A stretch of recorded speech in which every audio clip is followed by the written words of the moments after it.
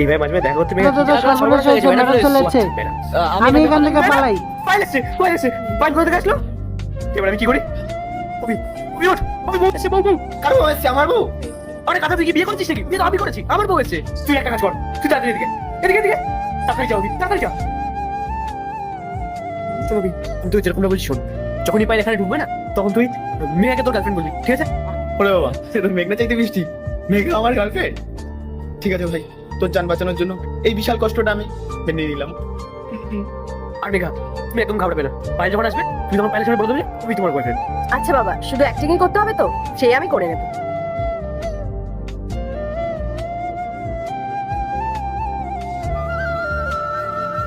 High অভি, high বৌদি, কেমন আছো?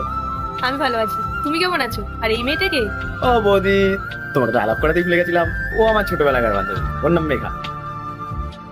আসলে আমরা ছোটবেলা থেকেই বন্ধু, আর এখন যা বন্ধুত্ব ভালোবাসায় পরিণত হয়েছে। অভি, কি করছিস? না মানে কি প্রমোশন কি আছে? জানো বৌদি, আমরা খুব তাড়াতাড়ি বিয়ে করতে চলেছি, তাই না বেবি? হেই, কি করছিস তোরা? না মানে তুই একটু কমফোর্টেবল হয়ে বসবি। দেখ কত বড় সোফা, একটু ছড়িয়ে ছিটিয়ে বল। ও কমফর্টেবল হয়ে বসতে হবে। তুই করছিসটা কি? না মানে সামনে তোদের বৌদি বসে আছে, ওর সামনে তোরা এরকম ভাবে চিপকাটি করে বসে আছিস, একটু ধীরে ধীরে সেরকম।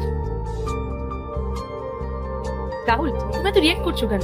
তাই একে অপরকে ভালোবাসি, ওইভাবে বসলে বসুক না, কোনো সমস্যা নেই তাতে। তুমি জানো এতে বড় আরো ভালোবাসা বাড়ে।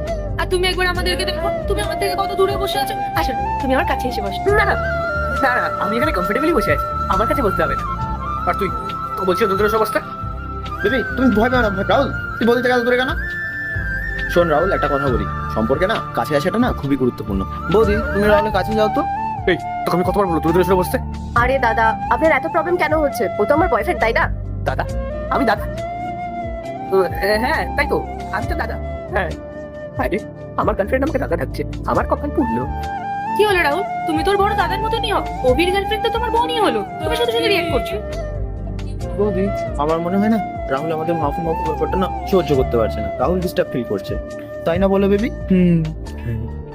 চলো তার আগে দেখবো কারা শয়তানকে হারিয়ে আল্লাহকে ভালোবাসে। যারা আল্লাহকে ভালোবাসো ভিডিওতে লাইক করে চ্যানেলটাকে সাবস্ক্রাইব করে দাও। যারা শয়তানকে ভালোবাসো তাদেরকে ভিডিওতে লাইক সাবস্ক্রাইব কিছুই করতে হবে না, কমেন্ট করো আল্লাহু আকবার।